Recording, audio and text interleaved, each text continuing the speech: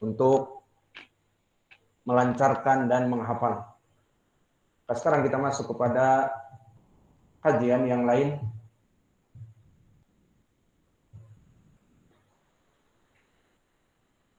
Bismillah, alhamdulillah, wassalatu wassalamu ala rasulillah wa ala alihi wa sahbihi wa man walah.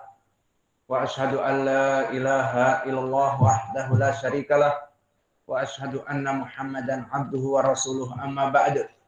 Alhamdulillah, pada kesempatan hari ini, hari Senin 1 November 2021, kita lanjutkan kajian di Fakultas Ilmil Hadis dalam pembahasan kitab Al-Hidayah Syarah Al-Baiquniyah.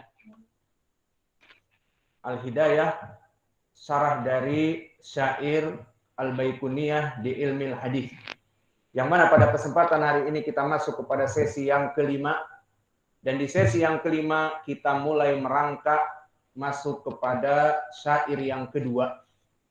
Maka sebelum kita masuk kepada syair yang kedua dan penjelasannya, dipersilahkan kepada ikhwanuna untuk mentasmi al-matan dari Mandumah Al-Baiquniyah. Barakallahu fikum.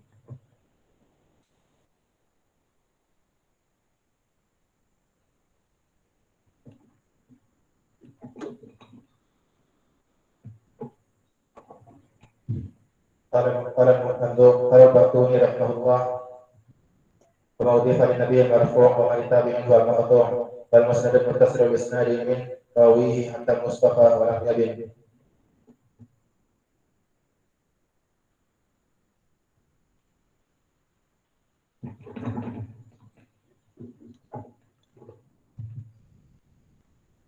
قال البيقوني رحمه الله: وما أضيف للنبي والمرفوع وما للتابعين والمقطوع والمسند المتصل بالإسناد من راويه حتى المصطفى ولم يبن.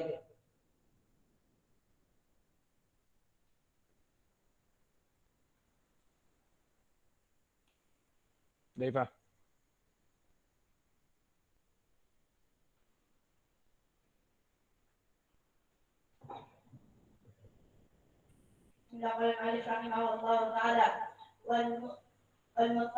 من أول حتى أبدأ بالحمد مصليا على محمد خير نبي أرسل وفي من أقسام الحديث عدة وكل واحد أتى وحده. أولها الصحيح وهو ما اتصل إسناده ولم يشد أو يعل، يرويه عبد ضابط عن مثله معتمد في ضبطه ونقله. والحسن المرفوع المعروف طرقا وغدت رجاله لا كصحيح اشتهر، وكل ما على رتبة الحسن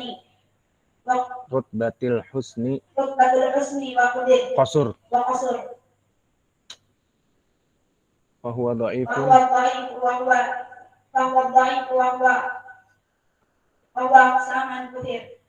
سامان كثير قربان.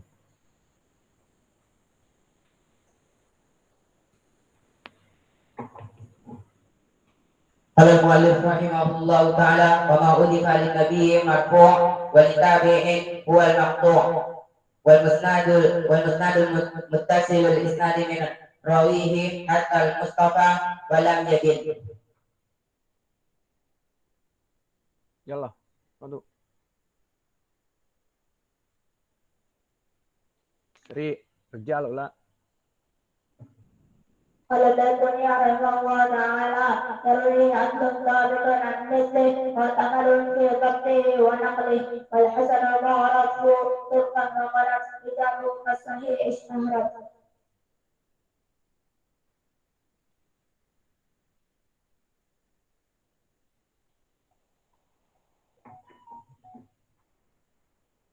Bismillahirrahmanirrahim. Rahimahullahu ta'ala: wal hasan ma'ruf tarkan wa qadat rijaluhu la kasahih ishtahrat wa kullu ma an rusbatil hasan al-husni qasur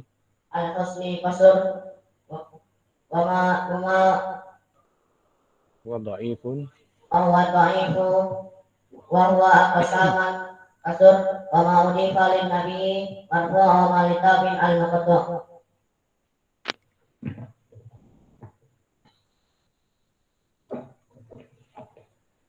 Bismillah. Qala al-Baiquni rahimahullah fi kitabihi al-Mandumah al-Baiquniyah wa di min aqsamil hadits iddah wa kullu wahidin atawa haddah. Kalau kita terjemahkan secara tekstual sebelum kita masuk kepada kalimat-kalimatnya, atau kita masuk dulu kepada kalimat-kalimat tersebut. Maka kalimat dhi wa dhi, apa i'rabnya di sini? Dhi adalah ismun isyarah khusus untuk muannats al-mufrad al-qarib. Maka dhi ismun isyarah untuk muannatsah mufrad qarib, dekat. Dan ini seperti disebutkan oleh Ibnu Malik. Disebutkan badal mufrad mudzakkar asyir bidi wadih ti ta alal unsa iktasir. Maka ditafsirkan oleh Ibnu Hisham tentang ucapan Ibnu Malik di Alfiyahnya ini, wal masyar ilaih lil mufrad al muannats wa hiya dhi, ti, dhih, tih, zatu, dan ta. Maka syahidnya bidhi. Maka maknanya adalah al masyar ilaihi lil mufrad al muannats, bahwa ismun isyarah untuk mufrad yang satu dan untuk muannats adalah bidhi. Maka di sini kembali kepada kalimat wadi. Maka di sini adalah ismun isyarah yang mana dia mabni ala sukun fi mahalli apa? Rafa mubtada. Berarti wawunya wawu apa? Wawu istinafiyah, bukan wawu atifah. Karena tidak ada hubungannya dengan syair yang pertama. Abda'u bil hamdi musalliyan ala Muhammadin khairin nabiyyin ursila. Tidak ada hubungannya dengan wadi min aqsamil hadithi iddah. Berarti wawu di sini wawu istinafiyah yang menunjukkan wawu ini di awal kalimat. Maka di sini i'rabnya adalah mubtada ismun isyarah mabni ala sukun fi mahalli rafa mubtada. Fa aina khobaruhu? Khobarnya adalah iddatun.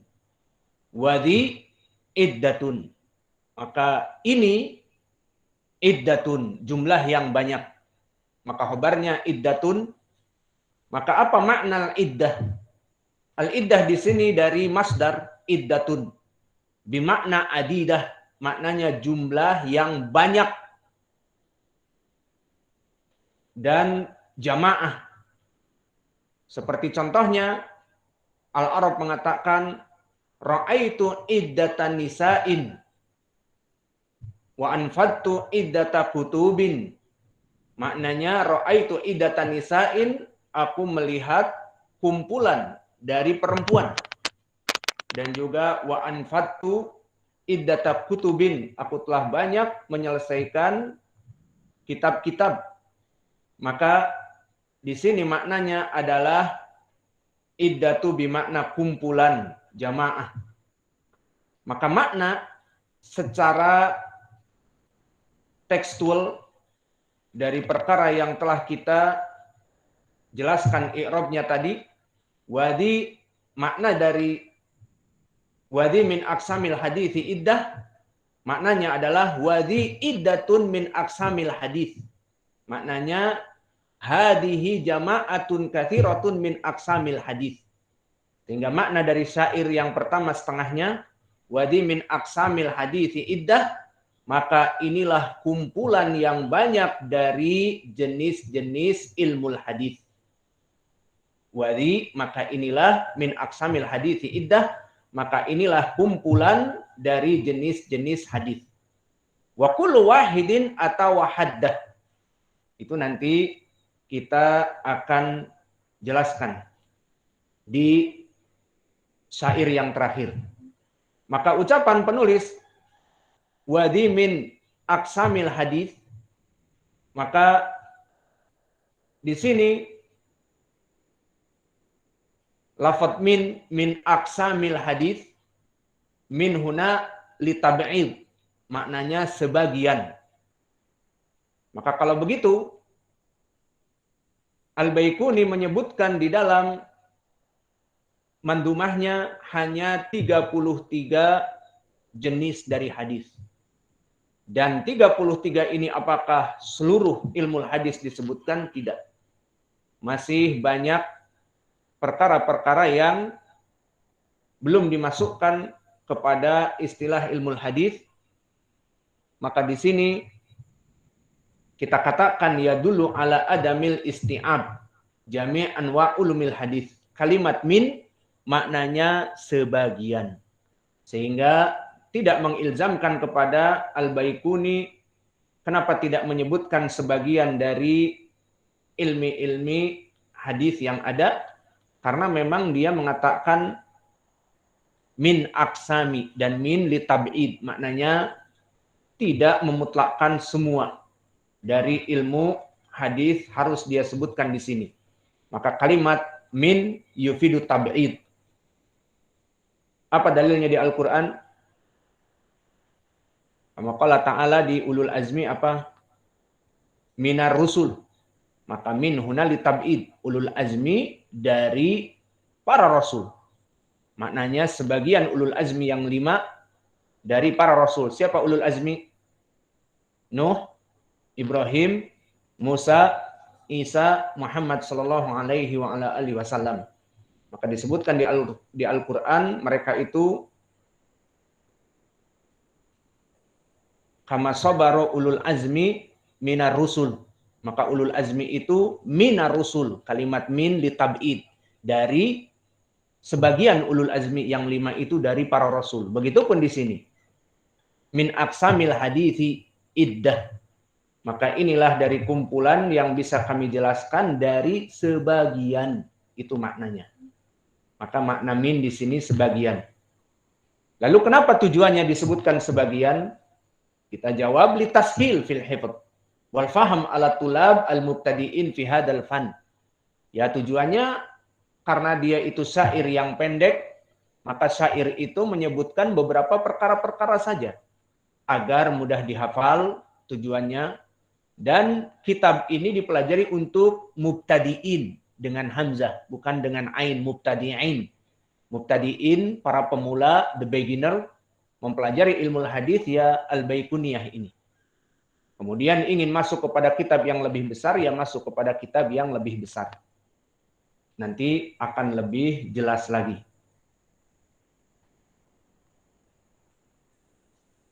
Maka di sini makna yang diinginkan aqsamil hadis. Dan permasalahan aqsamil hadis yang diucapkan oleh penulis di sini bukan yang diinginkan adalah pembagian hadis dari segi diterima dan ditolaknya, bukan. Lebih dari itu. Karena hadis jika hanya masuk kepada pembatasan al-qabul warad, diterima dan tidak diterima, hanya terbagi menjadi 2, hadis sahih dan hadis dhaif. Sudah, selesai. Karena nanti hadis yang syad, hadis yang mu'al, hadis yang maudhu, hadis yang mursal, hadis yang mu'an'an, itu semuanya masuk kepada hadis dhaif. Hadis yang sahih dan hasan li ghairi, hasan li dzati, masuk kepada hadis yang sahih. Maka antara dhaif dengan sahih saja. Maka bukan ini yang diinginkan oleh penulis dalam penyebutannya aqsamil hadis, tetapi maksudnya adalah aqsamul hadis dari segi anwa ulumil hadis, dari jenis mustalah hadis.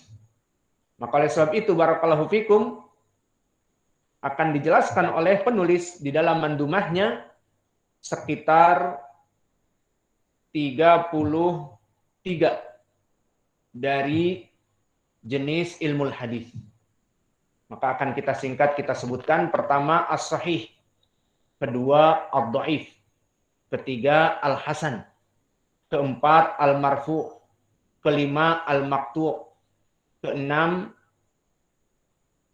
al-musnad, ketujuh al-muttasil, kedelapan al-musalsal, kesembilan al-aziz, kesepuluh al-mashhur, kesebelas al-mu'an'an, kedua-belas al-mubham, ke-13 ma'rifatul ali minas sanad, ke-14 ma'rifatun nazil minas sanad, ke-15 al-mauquf, ke-16 al-mursal, ke-17 al-gharib, ke-18 al-munqati', ke-19 al-mu'dal, ke-20 al-mursal, ke-21 al-mudallis, ke-22 al-maqlub, ke-23 al-fard, ke-24 al-mu'al, ke-25 al-muttarib, ke-26 mudraj, ke-27 riwayatul aqran, ke-28 riwayatul mudabbaj, ke-29 al-muttafiq wal muftariq, ke-30 al-mu'talif wal mukhtalif,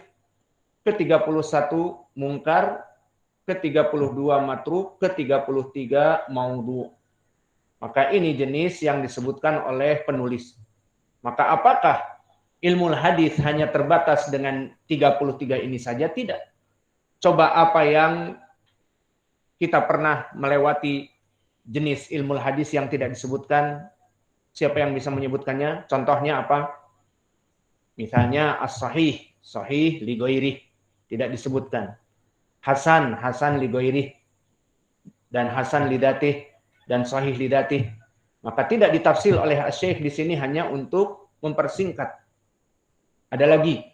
Contohnya juga misalnya mursal al-khafi. Di sini hanya disebutkan al-mursal saja.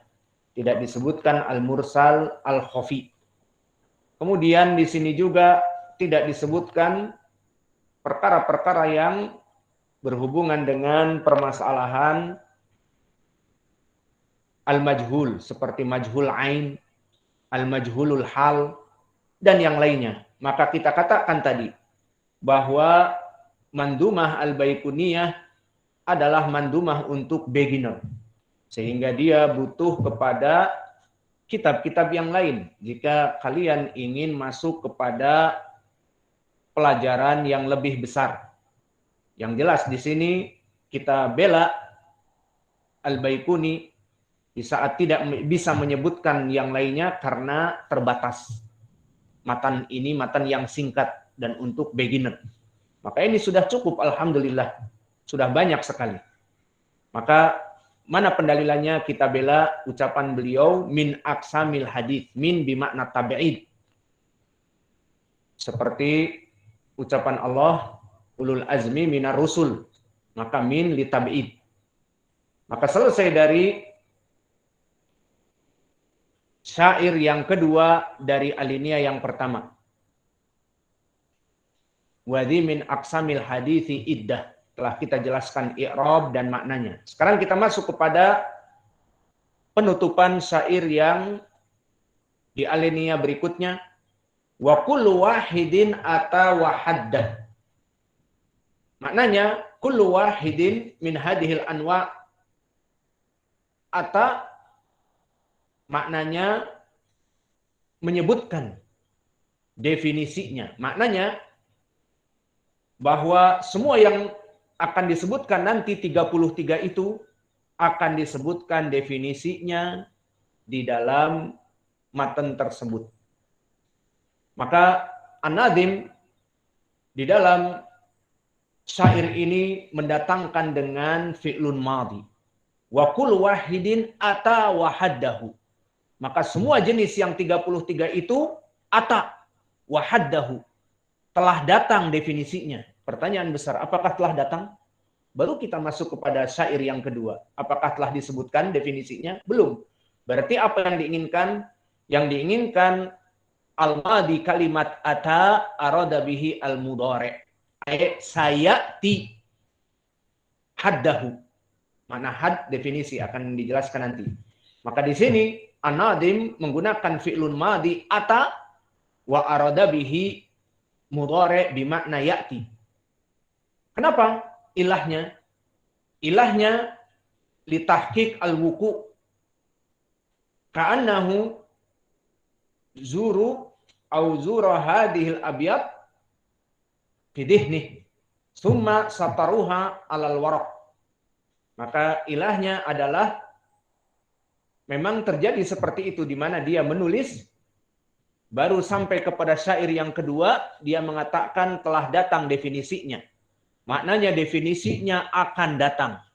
Sehingga dia menulis dari syair ini Dari definisi-definisi yang ada, kemudian setelah itu dia di muqaddimah menuliskan akan datang, bukan maknanya ata telah datang. Karena baru di syair yang kedua, tidak dijelaskan di berbagai syair yang setelahnya.